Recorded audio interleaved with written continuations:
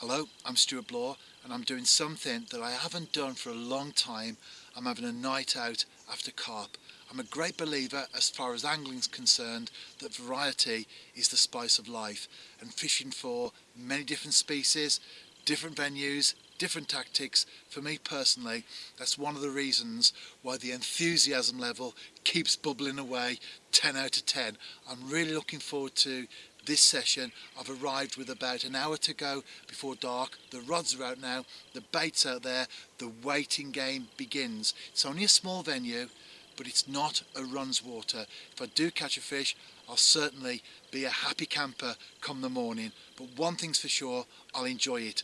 And that is what angling is all about. Good morning, it's the early hours.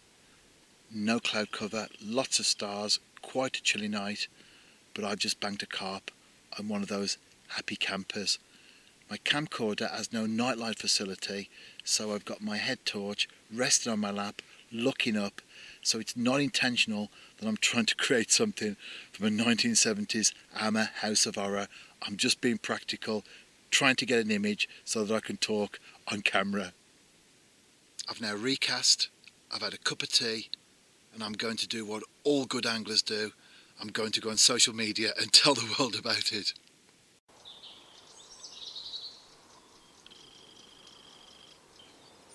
I'm getting ready to pack away now, but before I do, I'll show you my bait approach. A successful one as well, I must add. Sometimes one fish is a result.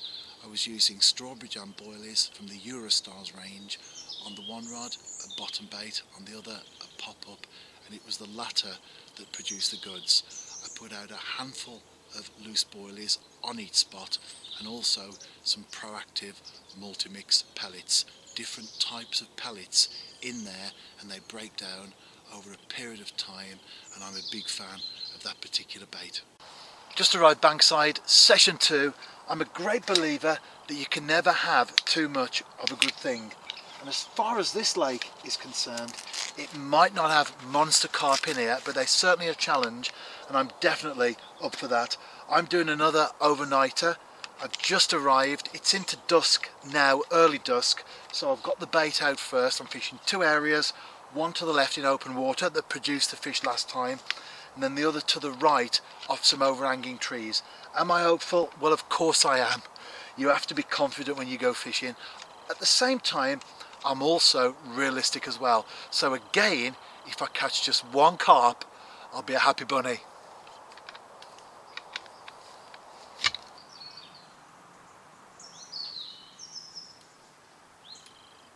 I'm doing one of my torch jobs, and that can only mean one thing, that I've had a fish. Just gone midnight, left hand rod, a little bit of a screamer, struck into it. Couple of times it came to the net and then went back, and that's when you find yourself really wishing and hoping and maybe praying that you don't have a hook pull, you don't lose the fish. Anyway, I didn't. It came into the mesh. I was very grateful.